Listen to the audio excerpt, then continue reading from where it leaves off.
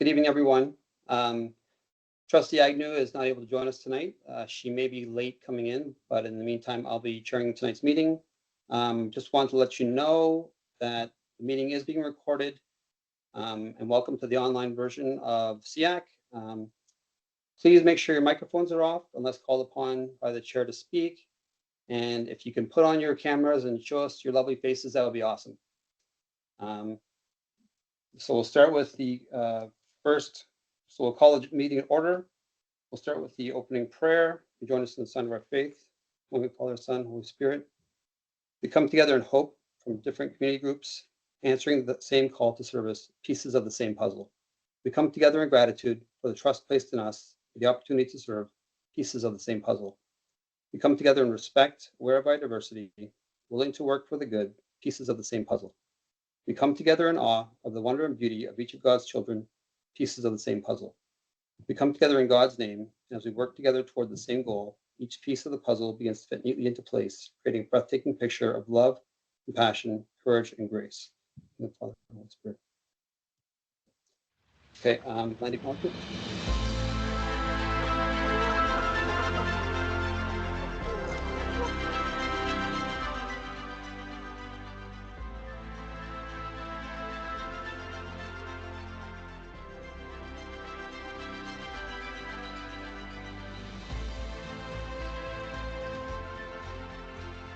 As we know it today is rich in the history and modern traditions of many First Nations in the Métis, from the lands of the Anishinaabe to the Attawandaron, the Haudenosaunee, and the Métis. These lands surrounding the Great Lake are steeped in Indigenous history. As we gather today on these treaty lands, our Catholic social teachings call us in solidarity with our Indigenous brothers and sisters. So honor and respect the four directions, lands, waters, plants, animals, and ancestors that walked before us. All these wonderful elements of creation exist, gifted to us by our Creator God. We acknowledge and thank the Mississaugas of the Credit First Nation for being stewards of this traditional territory.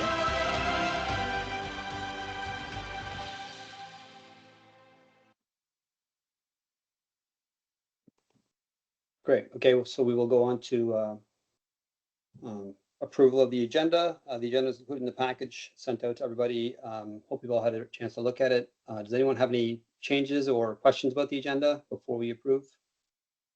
No? Okay, great.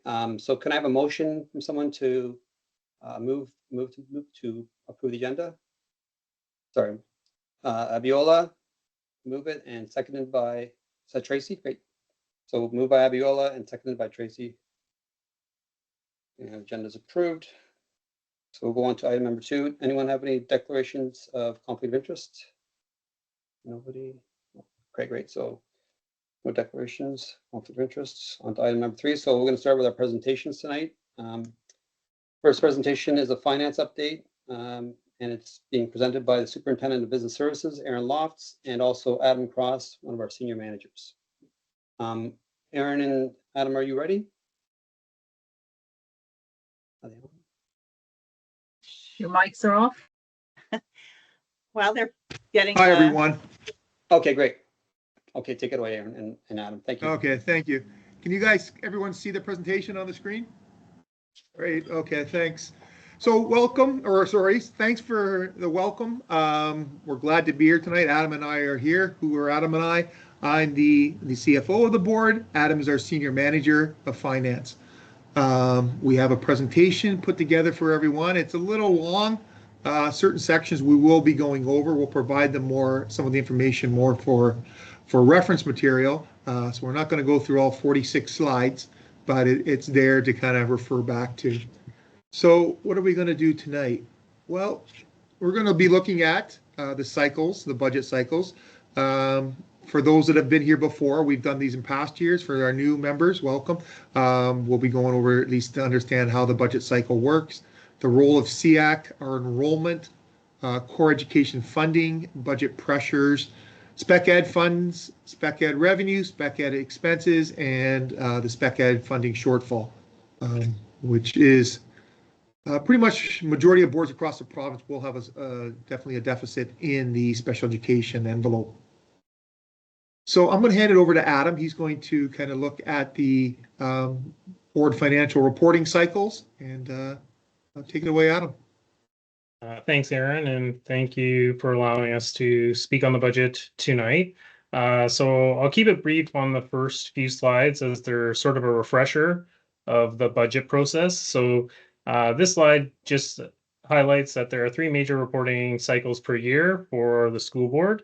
And the one that we're talking about today is the original budget estimates that are due every June. This slide outlines the timeline for the current year's budget process.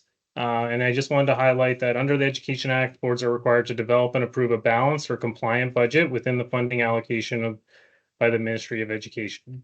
So we're in June now, and you can see at the top of the June bubble, there's the Special Education Advisory Committee meeting. Looking at the budget stakeholders and the process, so the budget isn't developed solely within finance. Directors, superintendents, and senior program staff are involved in the process and are held accountable to budget performance as well. It's a consultative process where we look at some key principles, making sure that the education needs of students are met, that it's prepared within the funding allocations, and that it reflects the board's vision and supports the goals of the board's multi-year strategic plan. So what's the role of SEAC in the budget process? So there is actually regulations that speak to SEAC and their role in the budget process. Essentially, it's ensuring that SEAC is involved in the process. So how do we accomplish that? Well, we do a couple of things. We provide training, which some of the slides in this presentation give you the training so you understand some of the complexity of the special education funding within the grants for student needs. You're also able to participate in the public consultation that the board does every year. And if you can move to the next slide, please, Aaron. And then provide feedback towards how to utilize the limited funds available for special education needs through your participation in the SEAC committee. So enrollment, everyone, I'll take a look at enrollment. So as a system, we had our highest enrollment overall back to previous year. Actually, we have a 5 years here, but in 1920 is when we had our high in enrollment. The elementary panel has been decreasing. You can see that we're forecasting it to be about 21,800 or so. Back in 2021, we were about 23,300. Secondary, though, we have continued our growth in the secondary panel. So similarly, looking back 5 years or so ago, we were about the 12,865, and now we're forecasting for the fall 14,075 or so students. Overall, though, as a board, we are increasing year over year, with the majority of that increase, or all that increase actually being in the secondary panel. Our elementary panel is actually still decreasing. So we are still decreasing in the elementary panel going forward. Having said that, the enrollment looks like we will definitely meet our target for the elementary panel. So we are trending towards where at least we should be meeting our 24-25 budget, both in elementary and secondary. So how does enrollment, how do we get our funding? Where does the majority of our funding come from? Well, you might have heard terms such as average daily enrollment. So there's 2 count dates the ministry funds us on. They take 50% of our enrollment as of the end of October 31st, plus 50% of enrollment as of March 31st to give our average daily enrollment. That is the main driver for education funding, is the number of students we have in our schools and using those 2 count dates. So if you hear that term ADE, now you know what it refers to. So Adam's going to look at the core education funding, which is a change. So previously you might have heard the term GSN, Grants for Student Needs, used. Ministry has completely revamped it. It is now known as the Core Education Funding, or Core Ed for short.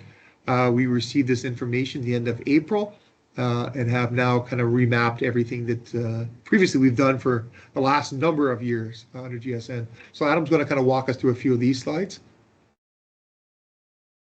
Yeah, so as Aaron alluded to, there was a significant change in sort of the funding structure for 24-25.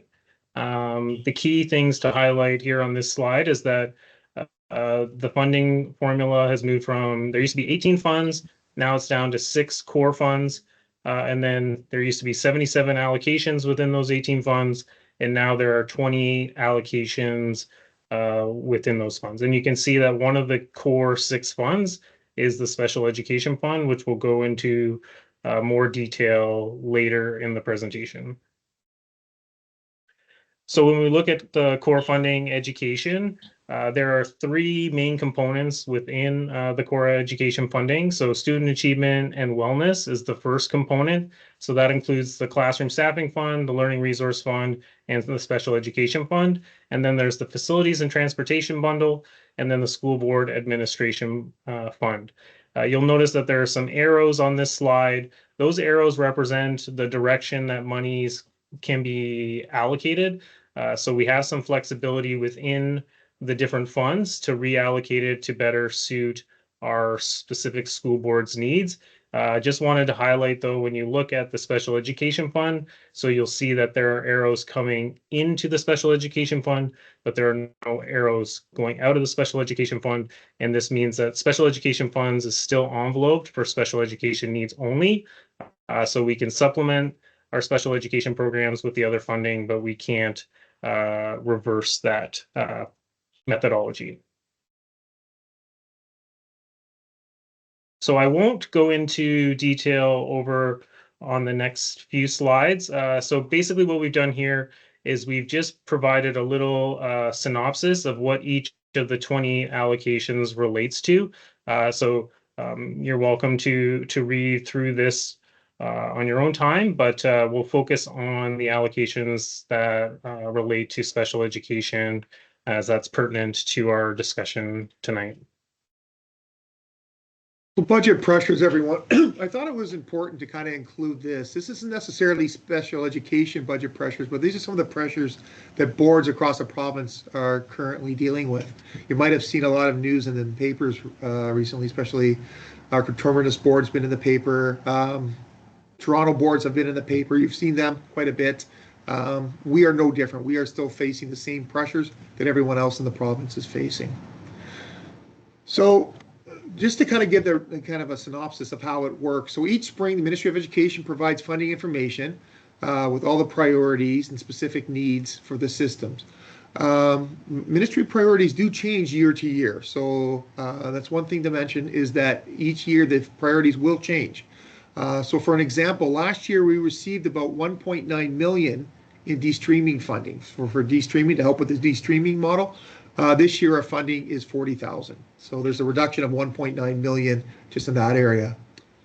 Classroom resources, this is kind of interesting as well. So looking at our classroom resources, so our per pupil funding for textbooks and supplies and computers and such is about $531.31 per student, per ADE, that number I was mentioning before. If we look back, and this is as far back as we could go with the ministry funding technical papers, was back to 2009. The funding for those same categories was $512.53. So over that period, it's gone up 2.3%. Inflation over that time is over 40%, and it's interesting to note that it's actually going to be higher, because this funding, the $531.31, is actually for up until 2025, to August of 2025. So I'm pretty sure inflation is going to be higher next year as well. So that 40% will probably be closer to 42 to 43%, with no change to our funding in that area. So just to kind of give a quick idea, how much does that represent? It's about $3.3 million for classroom resources that have been lost over that time. Our purchasing power has decreased due to inflation. So cumulative total, we just kind of total this up a bit, is about $5.2 million so far. Ministry funding for sick leave, so supply costs. there's been a significant level increase across the province. It's about 15.9% increase or so since 2018-19. Ministry provides us funding for sick leave. It does. Our 24-25 estimates around $5.9 million. However, the estimated cost of supply staff for the classrooms about $15.6 million. So we're underfunded another $9.7 million for sick leave. So now we're up to $14.9 million. And this is a big change just since the previous year, since 2018-19. WSIB is another area that we've had a significant increase over the last number of years. Last year being a big increase. It doesn't look like it's changing anytime soon. So that money definitely comes right out of our budget. There's no funding mechanism within our GSNs or Core Ed for this. Just our 5-year change in this area is another $3 million.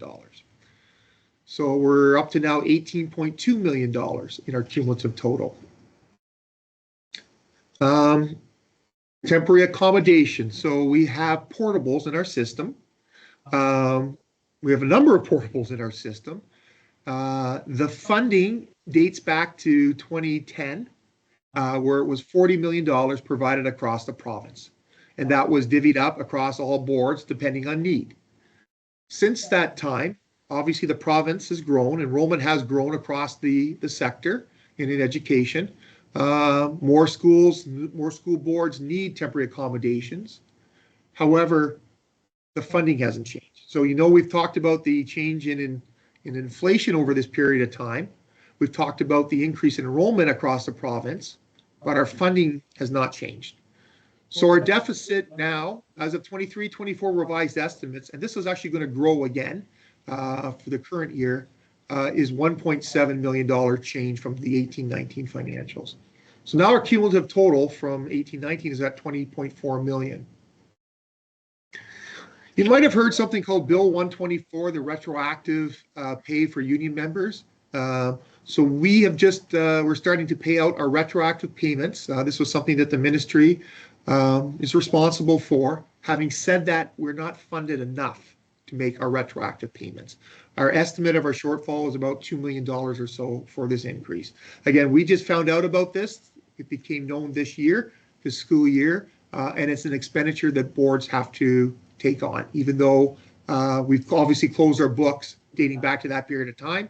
We're still responsible for that extra cost. Unfunded CPP and EI. You've probably noticed in your pays that the CPP and EI have gone up over the last number of years. Same with us. Ours has gone up as well on the employers' end. So the estimate for that is 2.4 to 4.8 million. I've only included the 2.4 million here.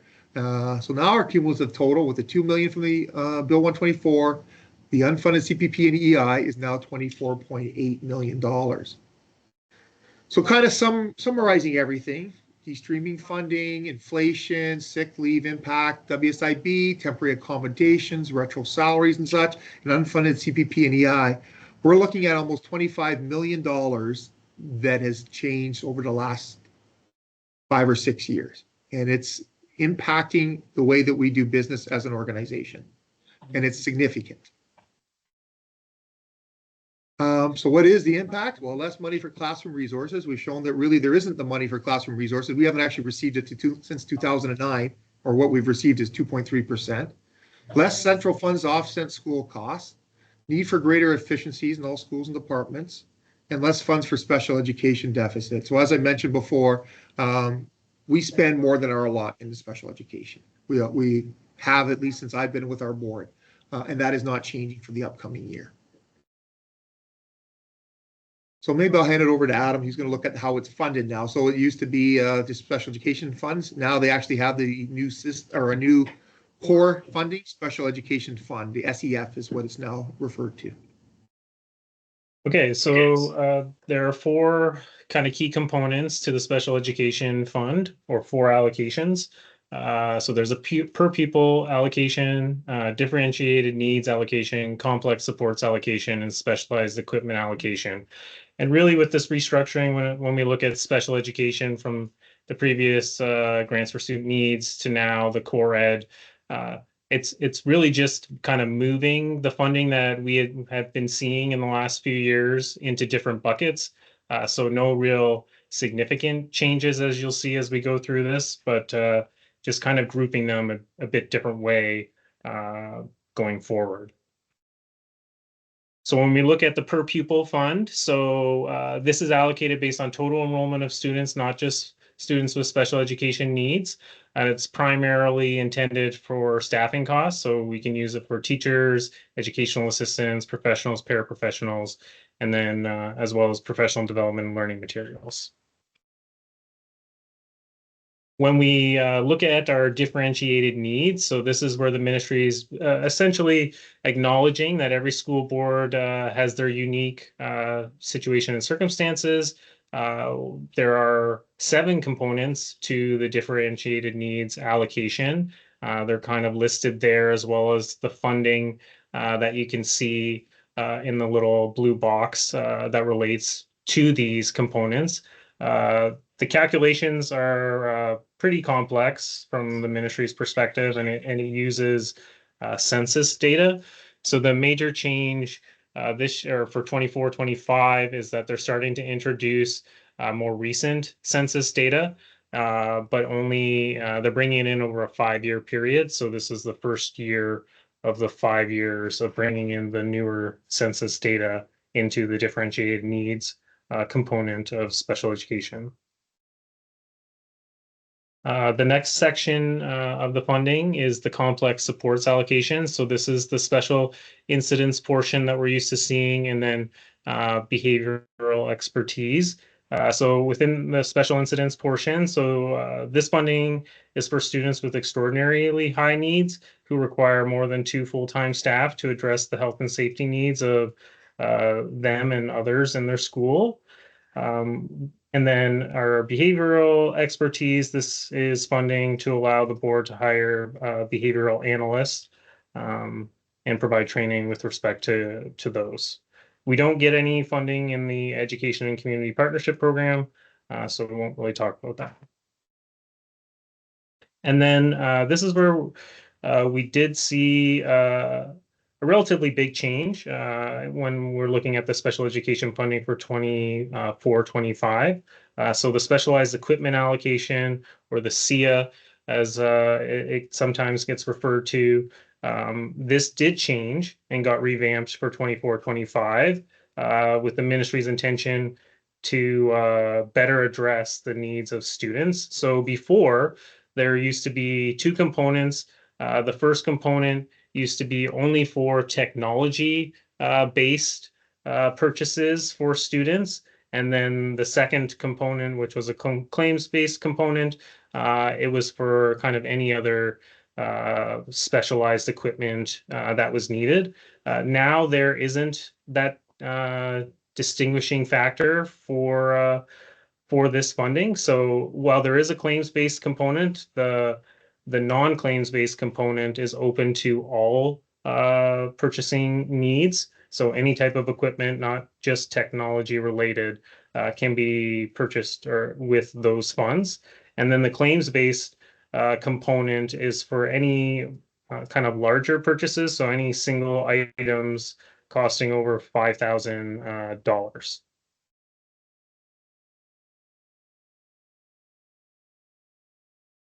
So what does that funding look like in dollars for Halton Catholic? So this is reflecting kind of 5 years with, or I guess 4 years of actual data, and then 2 years of budgeted data. So looking at 24-25, you can see on this slide, there isn't a significant variation in terms of the amount of funding that we're receiving year over year, some slight increases in the per pupil amount. Obviously, as Aaron spoke to earlier, we did see that bump in secondary and our overall enrollment from last year. So you would expect to see the per pupil amount increasing. The only other one I wanted to highlight here is there is a new component for 24-25, the professional assessments component. So this used to be a PPF, a Priority and Partnership Grant, that we received. Now they've rolled it into the core education funding, which this is good news because core education, this is funding that we can kind of expect to receive year over year, whereas the priorities and partnership funds, those could be subject to change or roll off. So anytime something gets moved from a specialty grant into the core funding is positive. So that's one kind of change to highlight for SEAC. And then looking at the last remaining pieces. So again, you'll see the biggest change there, just over 500,000 is in the special education equipment amount. So not only did they sort of loosen the restrictions on that funding, they also increased the funding for special education equipment for 24-25.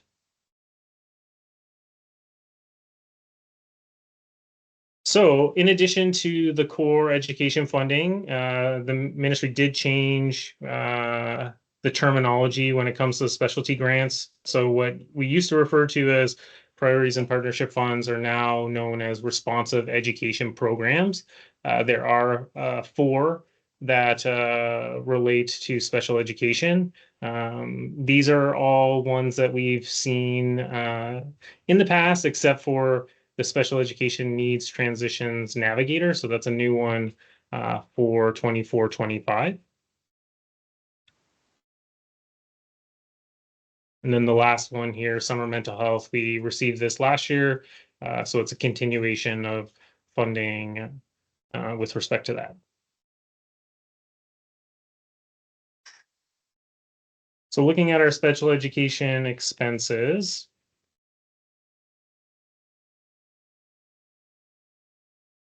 so there are some changes from last year's to this year's that I'll just highlight. So there's a slight decrease in the classroom teachers line due to a reduction in certs and itinerants for 24-25. This reduction is partially offset by the increase in rates related to the settlements of Bill 124. In terms of supply staff, we have a decrease there, which is due to budgetary constraints, but it kind of goes hand in hand with the educational assistance line below. So you'll see an increase on the educational assistance lines compared to our revised budget in December. And this is due to the fact that we had some vacancies that we were unable to fill in the current year in our educational assistance portfolio.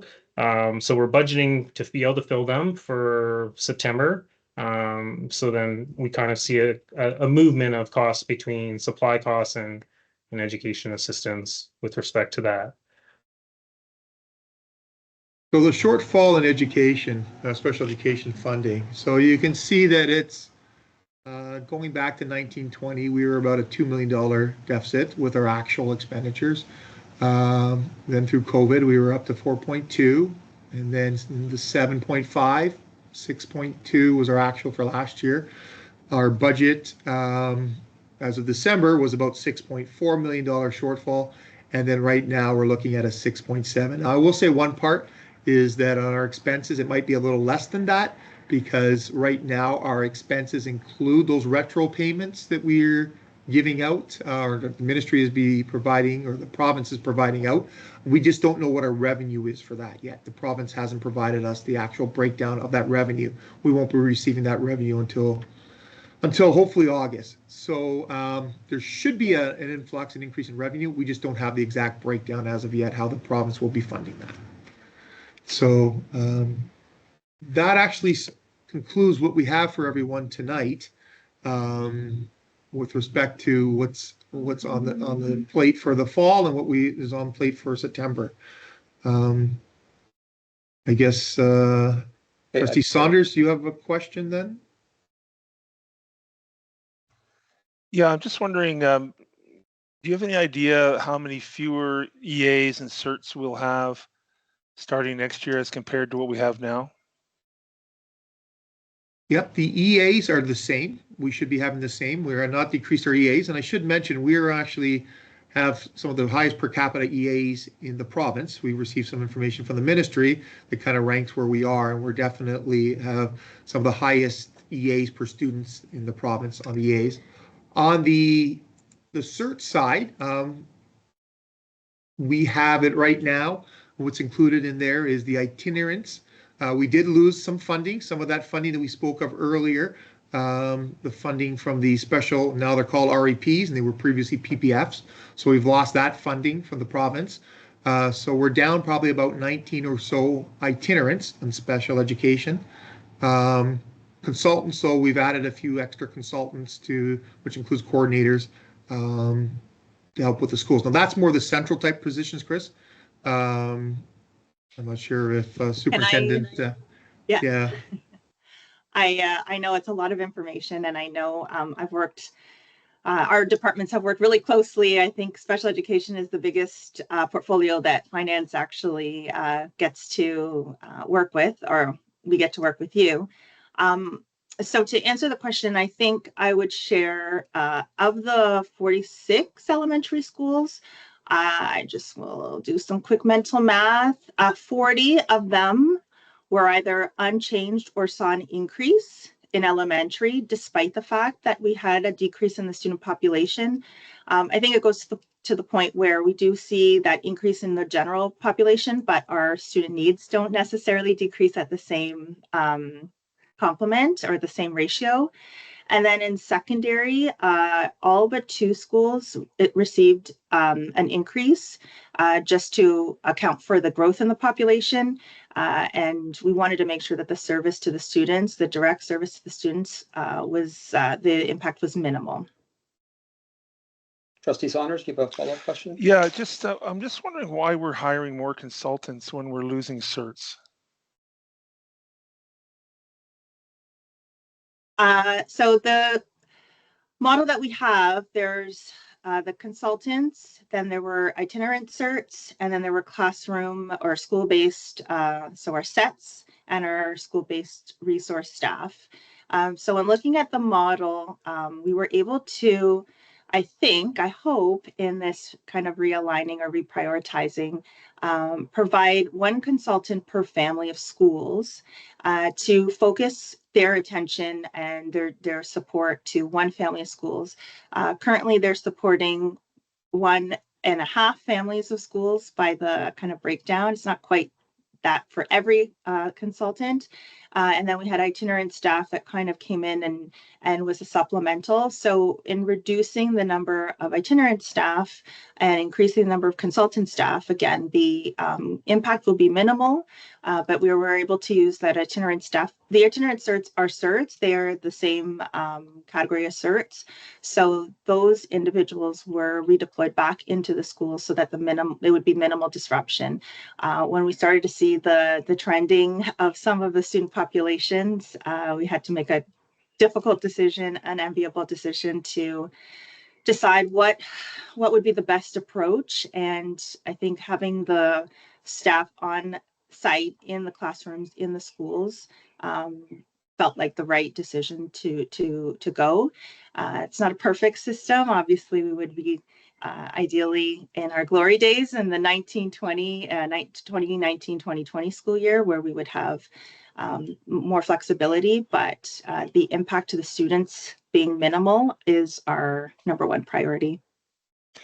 So my concern is that we're increasing the size of the superintendent's office, but reducing the certs in the schools. Is that what's happening? Or because that sounds like what a consultant is, somebody who works with the superintendent. So I mean, like I said, it'd be better if they were on the floor.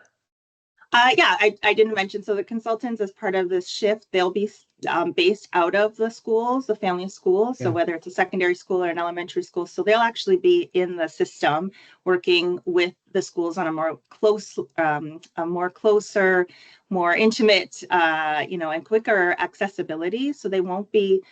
They're part of the central staff, but they won't be removed from the schools. And the deployment of the certs in the itinerant rule into the schools meant that there was no reduction to the schools.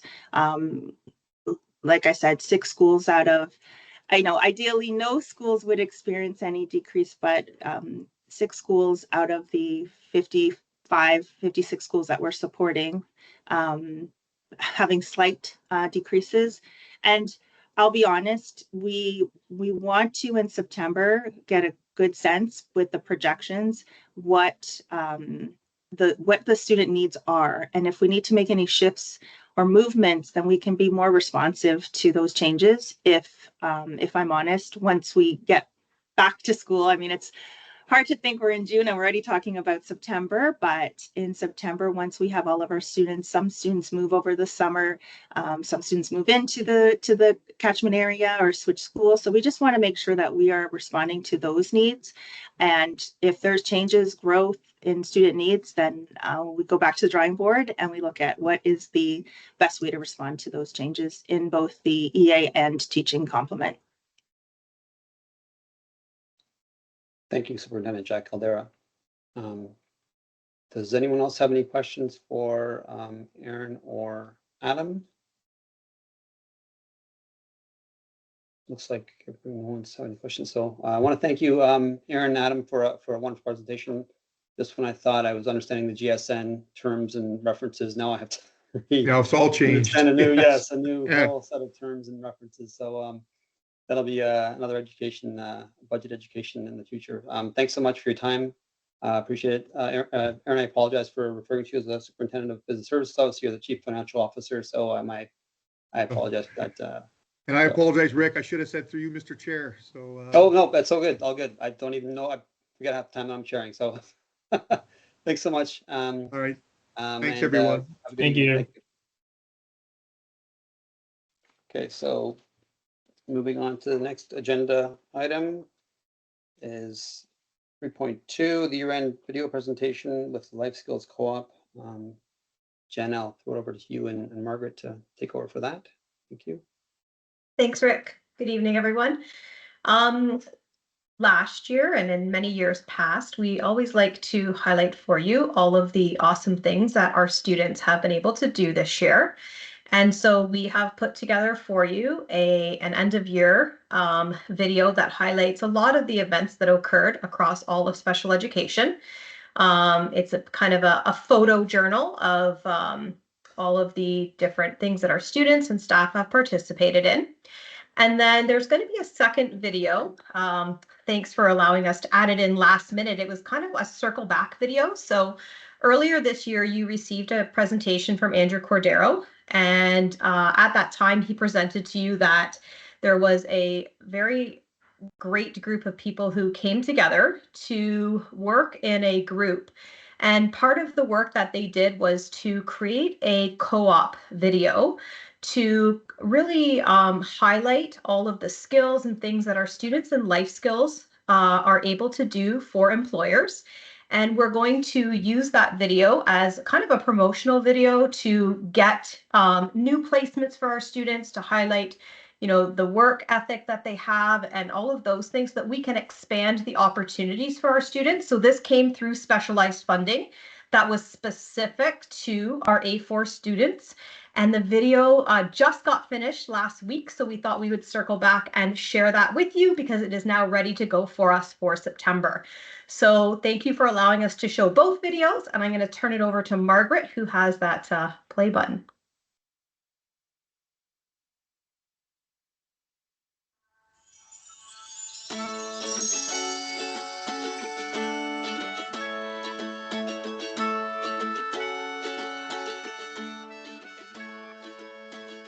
A little bit of love goes a pretty long way. Take a look at where you started from and where you are today. You climbed mountains, swam oceans, you got knocked down and kept going. In the end, you know you got to say a little bit of love goes a pretty long way. All your wounds are healing fine. I'm so glad I got you in my life. Now the winter frost is gone. Now is our chance to live the life we want. A little bit of love goes a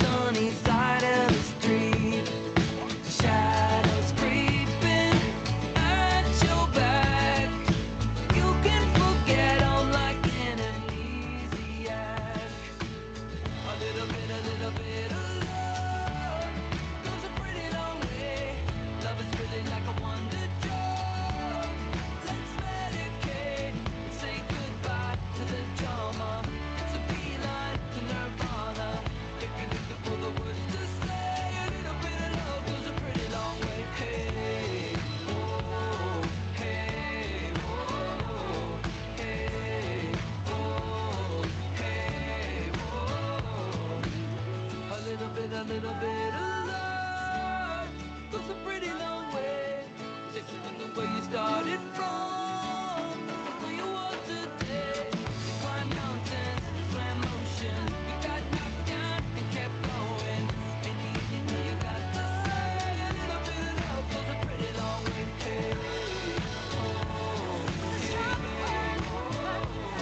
Hey, goes a pretty long way. I am brave, I am bruised, I am who I'm meant to be. This is me. Look out, 'cause here I come. And I'm marching on to the beat I drum. I'm not scared to be seen. I make no apologies. This is me.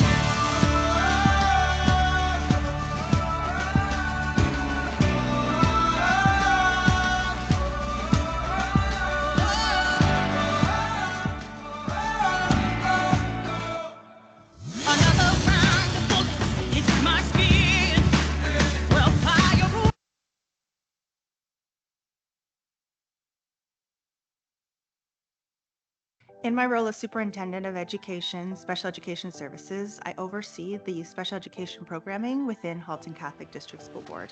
We believe in breaking down barriers, and equity and inclusion is integral to the work that we are doing in special education services, but it's really a mandate that all educators are responsible for. At HCDSB, our students in the Life Skills program are involved in cooperative education, which is an excellent opportunity for them to use some functional numeracy, literacy, and employability skills. It's been a phenomenal program. Dealing with the students and the teachers have been nothing but splendid. It's a program that I believe that really offers employers and myself with access to like great students who are willing to work, capable of work, and looking for future employment if possible, if they do a good job. I helped them out testing several of our plants. I love the pink flowers, the purple flowers, and white. I look over, check my time on my watch to have on my belt.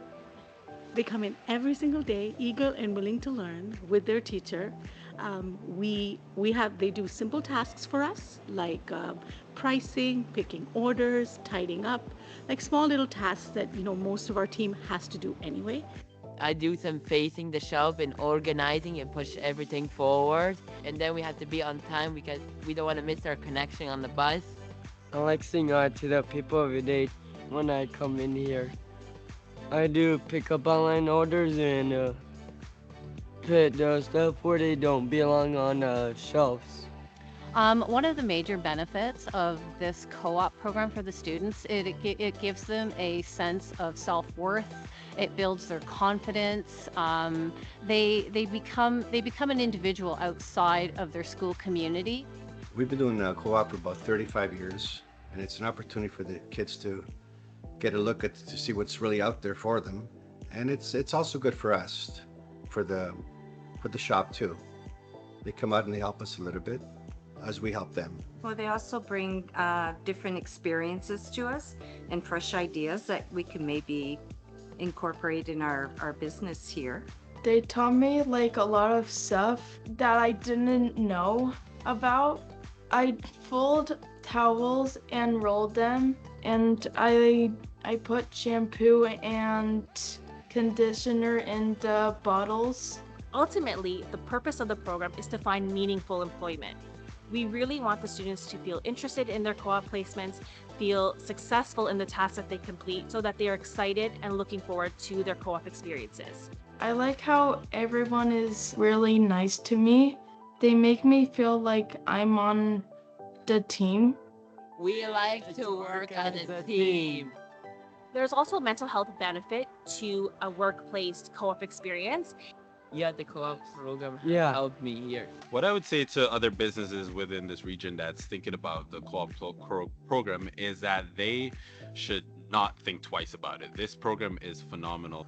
Our students wouldn't have these opportunities to develop their transferable skills without our community partners. if I were to tell another business, it's like having another business partner. They come in with the students, they supervise them, they have a great partnership with us. They know what we need to work on, and they support us in that.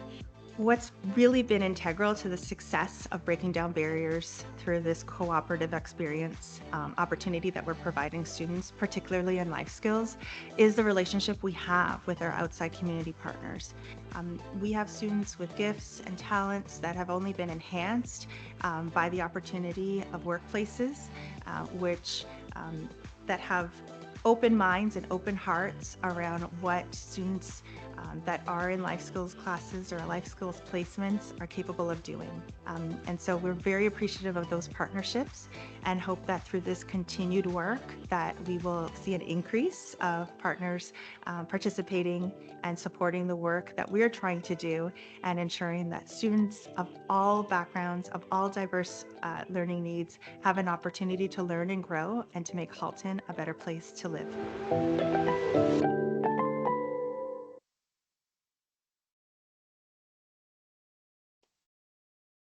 That's great. Thank you so much, Jen, and staff that helped put that awesome and inspiring and uplifting video together. I saw lots of smiles in the group out there. So clearly it had the impact I think that we all appreciate. And it's a good compliment to the budget presentation showing where some of those dollars go and and that it's, there's real good benefit to those programs and the impact on the students. So thank you so much for that. That was wonderful.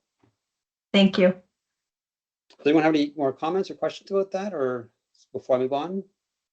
No, so lots of hands up. Oh, there's Brenda hand up. Okay, go ahead, Brenda. Trustee Agnew, sorry.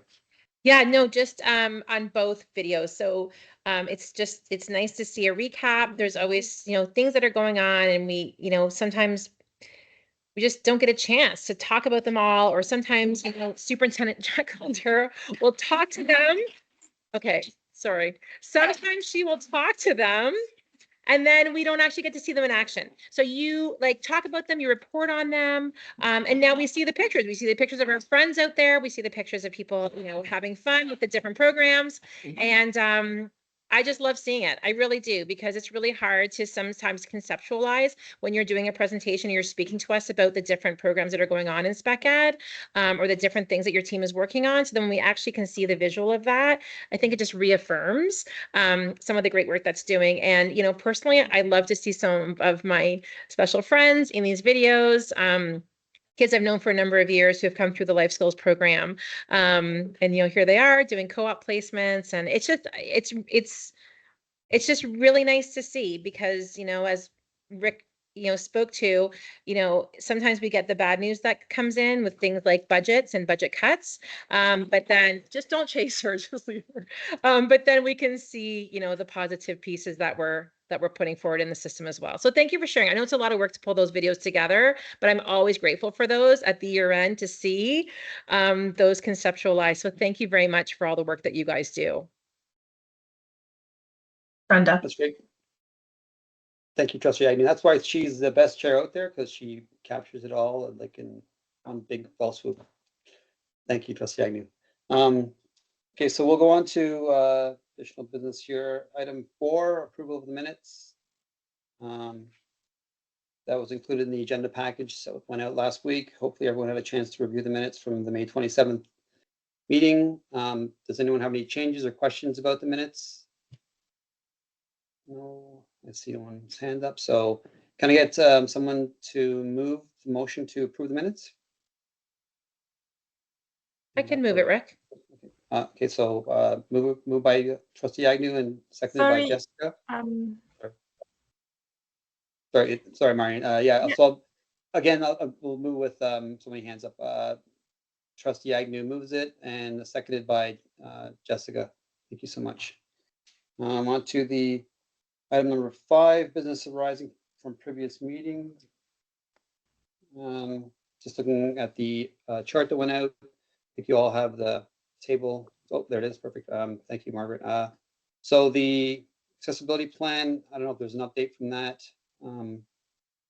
Is there a meeting? I'm not sure if there's an update, or if it's just ongoing to next year. I'm not sure what the plan is for that to be complete. Okay, so it'll be completed. I see nodding head. So great. So we'll push that on to the next school year. On to the next one, the 8.1 SEAC program subcommittee update. I believe that happened on May 29th. Is that right? May 29th was the speaker. I was away, so I didn't see the meeting, but I know that it's available on our YouTube on the board's YouTube website. So for anyone that wants to catch that, I would encourage you to go to the website on YouTube and just punch in May 29th. So I believe it's program or the speaker series, and it should be up there. SEAC Code of Conduct meeting, we've had to reschedule that committee meeting a few times just for conflicts, so we decided to push it off to the next school year, so September 23rd, which is the same day as the SEAC meeting. So we're going to meet, I believe, at 6 p.m. an hour before the SEAC meeting, and I think everyone can make that, and hopefully we can get a meeting in there with all the subcommittee members. And last, the special education plan review meeting. The last meeting was May 2024.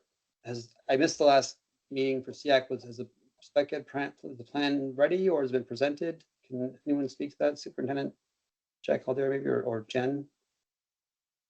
I'm sure I could speak to it.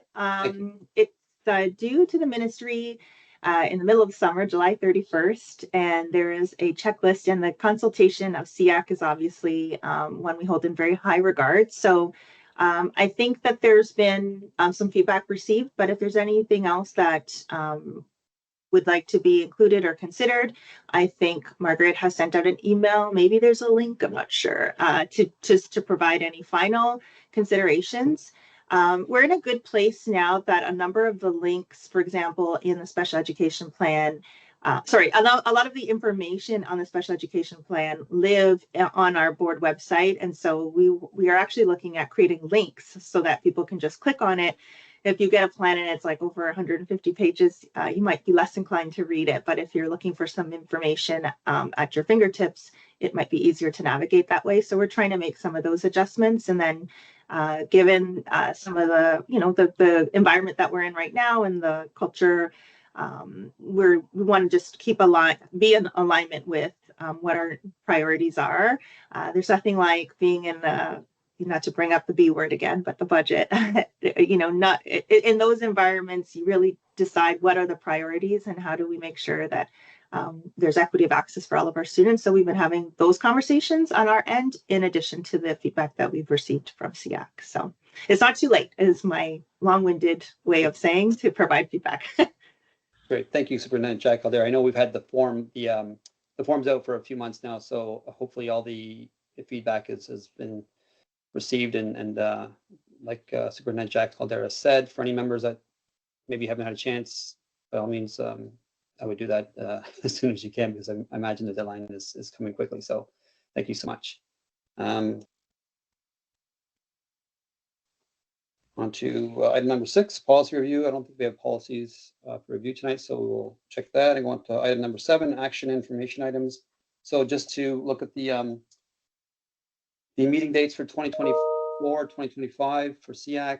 I believe this went out a couple of months ago as well, and these are the approved dates. So if everyone wants to take note of that and put it in your calendars, obviously the invitations will be going out from Margaret as well, and you can take a peek at these and just there will be additional invitations, obviously, going out for each meeting from Margaret. And going on to item number 8, board committee updates. We have 8.1. Is Brianna on tonight? The Autism Ontario update? No, I don't Oh, think Brianna's she's on. here. No, Okay, but she just so- wanted to share that. It's been in the Oh, okay, agenda yep. package. Yeah, Okay, yeah, great. yeah. Thanks, Margaret. So Brianna's sharing the report there on it's in the agenda package, I believe. So if anyone wants to read that and look at the updates from Autism Ontario, by all means, go on there, and I'm sure Brianna can answer any questions that any of us have regarding the updates. Okay, so on to communication of SEAC. I believe Trustee Saunders is standing in for Trustee Powell. Trustee Saunders, do you have an update for SEAC? Yeah, I can give it a shot. So on our last meeting, we had a very exciting presentation at the beginning from the Bay Area Science Education Fair, where we had some really tremendous presentations of what the kids have done at high schools and at the elementary school. So it was very inspiring to see what they had done, and they were very good speakers, and it was very, very entertaining and very interesting. So that was a good way to kick off the meeting. We approved the naming of the new schools. I know that St. Cecilia is one in Oakville. I don't know if Trustee Agnew remembers the names of the ones in Milton, but we approved those, and that was also a good feel-good time. We approved the budget for the new school going into Georgetown. The Superintendent Merritt came forward with an amount, and it was something about 25 million, I think. So we approved it. So that's now moving forward. So that's a very exciting thing to hear. We had some, year-end auditing information that was presented by Superintendent Lofts, which was just talking about the audit committee. We had some information on student census, where they had done some analysis on were there any significant differences between groups of students. I think there was a significant issue with kids with exceptionalities as compared to other kids in the schools. So that's something I'm sure we'll be following up on. So that was also very informative. We talked about a long-term capital plan. We approved we were sort of given an idea what the funding will look like and what we'll be spending in the next couple of years. Was quite informative. And then we talked about the math action plan. Superintendent Strapik did a very detailed description of how we're advancing our math program in the school. It was very interesting. He went into quite a detailed description, and so it was very interesting. If you get a chance to watch it, it was inspirational in that what he was talking about. So that was good. And then the last things was I think our student trustee update was postponed, and our OXTA update, I think. Trustee O'Hearn Shinada was very short. There wasn't a lot, and I think she's going to come back with a written one for our next meeting. So that was our update. So it was a good meeting. Lots of very interesting stuff. A lot of very positive things going forward. So it was. If you get a chance to watch it, I think it was a good meeting. That's great. Thank you, Trustee Saunders. Does anyone have any questions for Trustee Saunders on that report? See no hands up. Okay. Great. Thanks again. We'll move on to the superintendent update. Superintendent Jack Caldera, the floor is yours. Thank you. And I see that Director Klein has shared the names of the schools. I was frantically trying to find them so that we had that information. It's in the chat for anyone who is interested. I'm just going to pull up. Oh, I guess I can use the screen here. So I wanted to thank Jennifer Thompson, and all the consultants and all certs and sets that contributed to the year in review. The PowerPoint was amazing to see and to capture, as Trustee Agnew had shared, brings everything we do to life and really becomes our why. I wanted to propose going forward. I think the last meeting we had, we received some updates from you, the representatives of SEAC. And so I've shared a little template for consideration so that each month maybe, or if there's a significant month, that we can have some voice from our committee to share and to provide updates. Even if there's nothing, of significance of that month that it occurs or affects your representation, the group that you're representing, I do think that if we go back to why we're all here, that why, I think it is having voices representing our different groups come to the table and provide updates. I know a number of times I've gone into schools Parents have said, oh, okay, yeah, I have a question about this or I have a question about that. I'm like, watch SEAC, and if you're not following on Twitter, what are you or X, what are you waiting for? So I try to really pump it up, but I think nothing pumps it up more than the voices of those who are representing the various groupings. So I've included it for your entertainment and indulgement if you'd like to. And then perhaps in our first meeting, as we lead up to the first meeting, we can kind of share a calendar of updates or calendar of events so that no one's caught off guard. And like I said, it allows us to learn from and with all of us. I've already spoken about the special education plan and the fact that we're still receiving some feedback. And we did have the parent engagement speaker session on May 29th. I've provided the link. It's so, I think the word that the kids use is cringe to see yourself on video. And if it hadn't been for today, I would not have seen the co-op video in its entirety because of, being self-conscious about seeing yourself, but at the same time, just really proud of the students and the partnerships that we have. The same goes with the parent engagement. I haven't rewatched it personally, but because I was there. But if you haven't had a chance to take a look, I think there's some really interesting conversation pieces that we can take away for our work. I've included, and I think I'll do this going forward, all the things that are happening in June that we're recognizing as a school board, with particular attention to June 13th, National Albinism Awareness Day. And I think all of the dates are important, but I know that particular one kind of falls under my portfolio. So I wanted to bring highlight to that. And of course, the last days of school is usually a time that people have, ingrained in their minds. But if you needed the reminder, June 28th for elementary and June 28th for secondary is a PA day. So I'm just going to go down the list of some of the updates from the consultants. So Project Search IPRCs were held on June the 4th, and we are welcoming our new cohort of interns for our 2024-2025 school year. It's a placement for the year. Tomorrow, June 11th, will be our Starry Night Life Skills Prom. That will take place at St. FX at 5 p.m. And hopefully you've received an invite in your calendars for those who'd like to attend. It happens to be the same night as policy. And I think our last meeting, we looked at the policy that will be going to the board meeting tomorrow. So I have to be at two places at the same time. That'll be fun. But I will start off my evening at St. FX and then see how we go. It's always so hard to leave students, but I know that it's important to have the voice and to understand, any changes if need be for our policies. So I will make sure that I'm, again, split in half in two places at the same time. Special Olympics track and field, and I need everyone to really pray that we have good weather so that it does take place on Wednesday. The weather was looking great in the 14-day forecast and then started to dip in temperature, which is not bad, but we don't want any of the R word. I'm not even going to say the word for the next few days. We need it to be nice and dry for our athletes.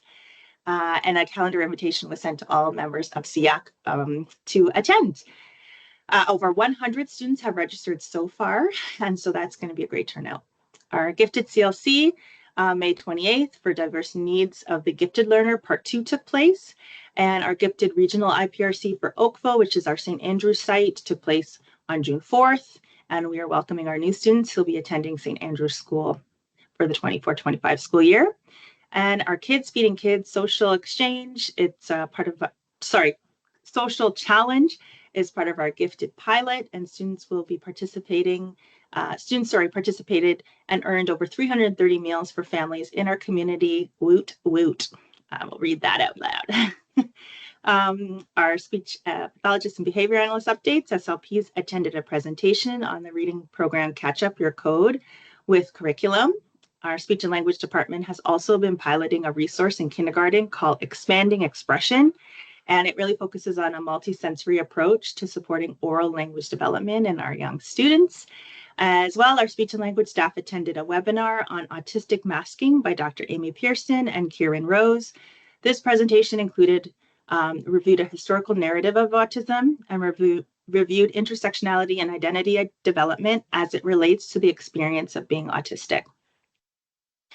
From our psych department, an update around our average wait time. So we are at an average wait time, I believe it's 17 months average, which is below. I was actually at, I have a little group of colleagues that are, that hold similar portfolios in the province. And I believe the average wait time is provincially over 2 years. So we continue to deliver high quality service to our students, even with, in the face of some challenging times. And finally, I wanted to acknowledge that it's been almost 1 year since I started, and just can't believe how fast the year has gone. I wanted to extend a thank you to all of you for your patience, particularly, but your dedication and commitment, and to the work in the year ahead. And I hope I've captured everybody's name, because you should get shouted out. You should get a shout out for all that you do. And that will be captured in the minutes. And I think that's it. If there's any questions, I'm doing Rick's job, so I'll stop there. It's okay. You can do my job, no problem. Thank you, Superintendent Jack Caldera. Does anyone have any questions for Superintendent Jack Caldera? Brenda, Trustee Agnew, you go ahead. Sorry, not particularly for trustee, but if we find an. Sorry, Marian, I'm gonna get Trustee Agnew to go first, and I'll get you to go after. Is that okay? Okay, yeah. Great, Sorry. thank you. I'm good either way. Marianne, do you want to go? Do you want to? No, it was very basic. It's just, it was not a particular question for trustee, but if we see an error in the meeting, in the document, how do we address that? Yeah, which document was it? The minute? No, just a minute. I think I saw an email address that my email address was not. Oh, okay. Yeah, you can let Margaret know, and she can absolutely adjust that for you. No problem. Yeah, thanks. Oh, you're very welcome. Thanks, Marian. Sorry, that was my oversight. Go ahead, Ron. Go ahead, Trustee Agnew. Okay.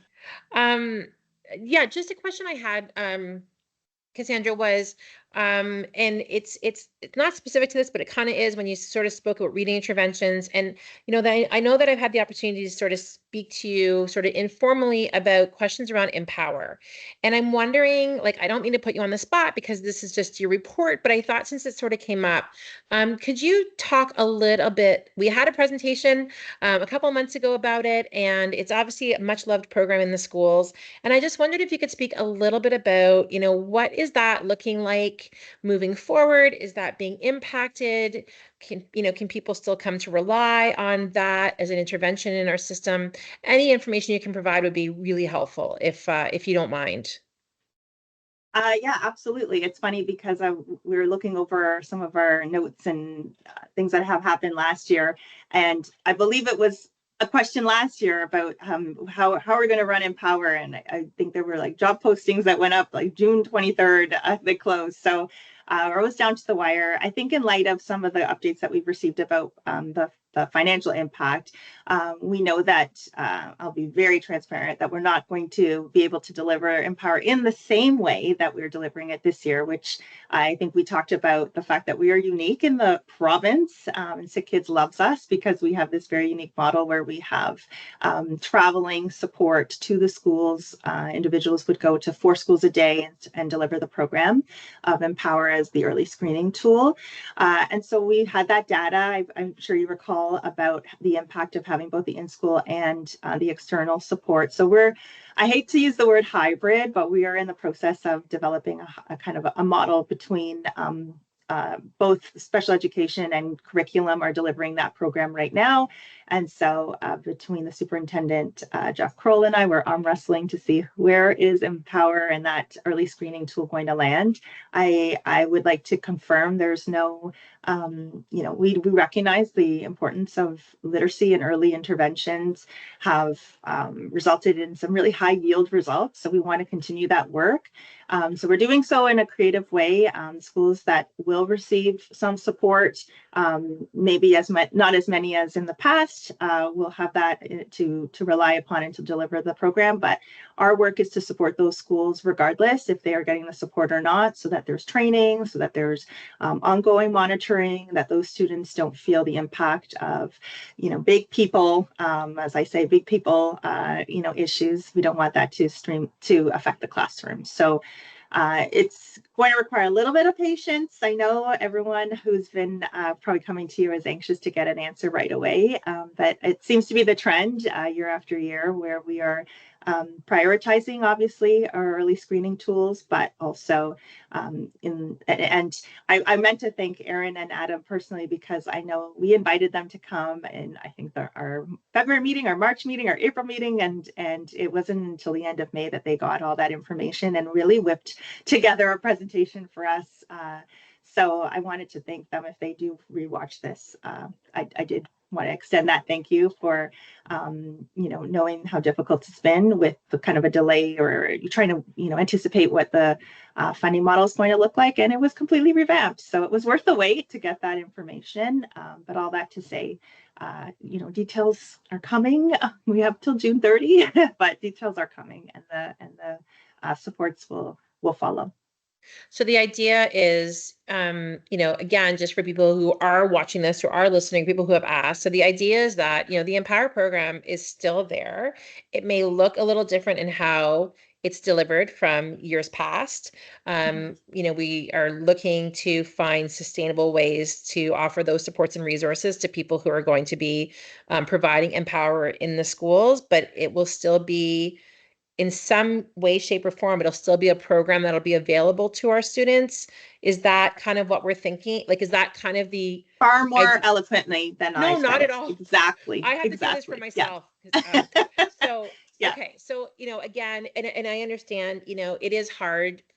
I'm a parent. It's hard to be patient. It's hard. I remember when Empower was sort of first coming to light, and it was a little bit of a sell job, and then people loved it and they embraced it, and it's become such a big part of that early intervention piece. So okay, so understanding that it's going to look a little different, as many things are because of the budget, but that we've actually had a bit of the foresight to get ahead of it a little bit by some of the work that was done previously on this hybrid idea behind it. Yeah, and like I said, all of our decisions have been data driven, and the numbers will change, and we want to be responsive to that. And so this allows us to be flexible. We have more than enough staff in our system who are trained with Empower and other screening tools as well. But Empower seems to is the screening tool du jour that everyone wants to continue, obviously. So we know, and that partnership with SEAC Kids is so important to us as well, that we want to see that continue. But we're not, we're looking at creative ways, and we want to support schools to make sure that it happens. Will that become a little bit more tangible, a little bit more evident come the new year? Yeah, we'll have a better sense at that point, obviously, because there'll be an implementation and a rollout of how this is going to look. So maybe, just for, and I know you will, but maybe yourself or Jen, a little note in September, because it will come back up again, just so that we are able to say this is what it looks like for our own information as well. So just a little sticky note, if you could let us know in September what this ends up playing out like, that'd be really helpful. Yeah, and I both curriculum and special education services, we work together on this one. So sometimes it's just a matter of just aligning which portfolio and what's the intersection, but at the end of the day, it's what's best for the kids. So. Perfect, great. Thank you so much. I think, Rhonda, did you have your hand up? Did you want to ask a question or a comment? I did. I just wanted to say that I think it's even more than a sell job in terms of its impact. Like, it's evidence-based practice, and it's been so great for our children. And I do like the continuing relationship with SEAC Kids as well, because a lot of our children are seen through that hospital. So yeah, just a little plug for Empower. Thank you. Any more questions or comments for Superintendent Jack Caldera? No? Great. Thank you, Superintendent Jack Caldera. It's as always, a wholesome and awesome report with lots of information. We will move on to, thank you again. I'll move on to the item 10 now on our agenda. It's SEAC discussion items, questions. Are there any items or questions that anyone wants to address? No? Okay, I'm going to just quickly pipe in here. So Rhonda Boyle is a teacher of deaf and hard of hearing students at the board, and she's retiring at the end of this month. And she's been with the board, I believe, 35 years, supporting deaf and hard of hearing students for, I believe, for that time. And we just, on behalf of Voice, I wanted to extend our appreciation and our gratitude for all the work and support she's done for the deaf and hard of hearing community and for the students. I mean, I imagine the numbers in the hundreds, possibly even the thousands over 35 years to be involved with. So we want to wish her the best in retirement, and hopefully, I guess we haven't convinced her to stay on for another year, right? No? Okay, and all right, well, all you can always hope. She had, I've heard nothing but great things about Rhonda. She wasn't the itinerant that we had, but I've seen her at many DHH picnics, and she's well known amongst the Voice community. So we just wanted to acknowledge her contributions and her dedication and commitment, and can't say enough good things about her, and wish her well in retirement. And hopefully we see her at future, deaf and hard of hearing picnic events for the board as a special guest, or as Voice events. She's always welcome. And Rhonda, I know Rhonda's known her longer than I have. So Rhonda, if you wanted to say something, Yeah, I actually jumped on for this moment. I just drove in from Chicago with COVID. So here I am, but I'm here just to say a little moment about Rhonda, and I hope she listens to this. Not only was she a leader in our board, she was a leader across this province in many boards for what she was doing. And one being becoming certified with the LISL, which is the Listening and Spoken Language certification that our board supported as well and funded. So kudos to Halton Catholic as well as Rhonda. But I just have to share that when the Deaf and Hard of Hearing picnic came up and we were invited as alumni, myself as SEAC, of course, but my son was invited. This 25-year-old man, my son, dropped everything to be there. She was his support during high school. And he wanted to go just to say thank you to this woman and to say, thank you for being so patient with me. And how did you do it? But also helping me to be this hugely successful person in society. And it took one to know one. So I really just wanted to say to Rhonda, thank you so much for being all of that for our students. And one more comment, as a SEAC rep, I always was, when parents reached out to me with any concerns and sometimes some positive things as well, I would reach out to Rhonda. She was our go-to and always helped to problem solve whatever situation there was in front of us. So yeah, thank you, Rhonda. And everybody thanks you, the entire deaf and hard of hearing community, and we're gonna miss you so much. So. absolutely. Thank you so much, Rhonda. Well said.